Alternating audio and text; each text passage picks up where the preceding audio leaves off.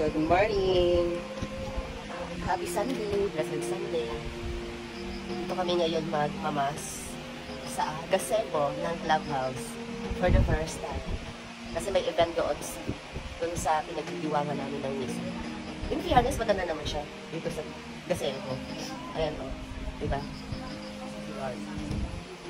Andito yung altar sa loob ng linugong sa gazebo. Ayan. Dito uupo si Father at doon yung mga sakristan. Ito sa loob ng circle na ito. Ang dito ang altar. Ito yung mga gamit doon sa bahay. Magkakaroon ni Father. Nakita ko sa inyo.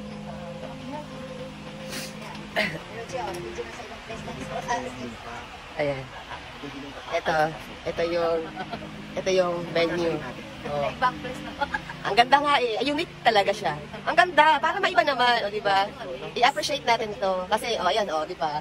Kasi sayang yung gazebo, di naman nagagamit. At least nagamit natin for the first time. Nablisingan man din, ano? Na-bless. Tingnan mo nga sila doon, mukhang malalaglag na sa bang. Alin.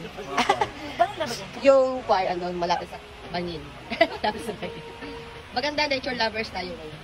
Malapit sa merong swimming pool. O, diba? Nature? Nature lovers. Hindi na sana.